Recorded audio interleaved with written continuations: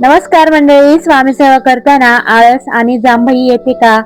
तर नमस्कार स्वामी भक्तांनो, आज आपण एक खूप महत्वाचा आणि अनेकांना अनुभव येणारा विषय पाहणार आहोत. स्वामींची सेवा, जप किंवा ध्यान करताना अचानक आळस का येतो? जांभई का येते? डोळे मिटायला का लागतात? या सर्व प्रश्नांची उत्तरे या व्हिडिओमध्ये भेटते. तर अनेक भक्त घाबरतात. मी सेवा करताना झोप येते, म्हणजे माझी श्रद्धा कमी आहे का? स्वामी रागावले आहेत का? पण सत्य काय आहे हे आपण आज समजून घेणार आहोत. तर पहिला आहे शारीरिक नैसर्गिक प्रतिक्रिया. जेव्हा आपण शांत बसून जप करत असतो, श्वास मंद होतो, शरीर रिलॅक्स होतं, तेव्हा शरीर रिलॅक्स मोड मध्ये जातं. आपण दिवसभर धावपळीत असतो, अचानक शांत बसलो की शरीर म्हणतं आताच विश्रांती मिळाली, म्हणूनच जांभई येते.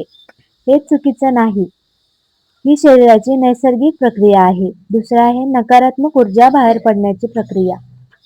आध्यात्मिक मतांनुसार जेव्हा आपण जप करतो, मंत्र म्हणतो किंवा स्वामींचं नाव घेतो, तेव्हा आपल्या शरीरातील जुनी नकारात्मक ऊर्जा हतबल होऊ लागते.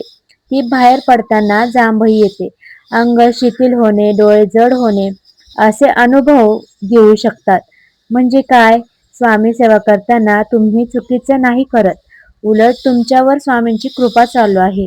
तिसरा आहे मनाचा विरोध. आपलं मन खूप चंचल असतं.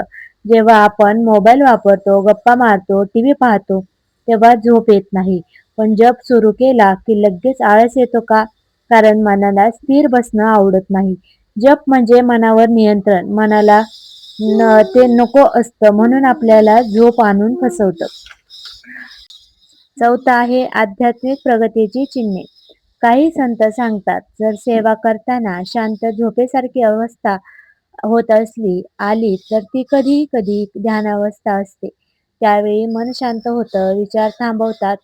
ही अवस्था साधनेत पुढे जाण्याचे लक्षण असू शकतं.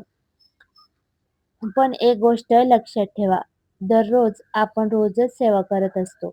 झोप लागत असेल तर दोन कारण असू शकतात. शरीर थकलेलं आहे, झोप पूर्ण होत नाही. म्हणून आधी शरीराची काळजी घ्या. उपाय सेवा करताना आळस येऊ नये यासाठी हे उपाय करा. सेवा करण्याआधी तोंड धुवा किंवा स्नान करा, दिवा लावा, प्रकाशात जप करा, सरळ बसून सेवा करा.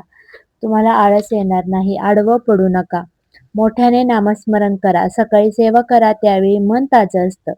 सर्वात महत्त्वाचा संदेश, स्वामी सेवा करताना जांभई आली म्हणून घाबरू नका. स्वामी भक्तांची परीक्षा घेत नाही, ते भक्ताला जवळ घेतात. तुम्ही सेवा करत आहात हेच मोठं आहे. पण मन लागो किंवा न लागो, स्वामींचं नाव घेत राहा. जर तुम्हाला सेवा करताना असे अनुभव येत असतील तर कमेंट करा, श्री स्वामी समर्थ लिहा आणि हा व्हिडिओ इतर भक्तांसोबत नक्की शेअर करा. स्वामींची कृपा तुमच्यावर सदैव राहो. श्री स्वामी समर्थ. धन्यवाद. भेटूया असेच नवीन व्हिडिओ पाहण्यासाठी चॅनलला सबस्क्राईब करा. बाय.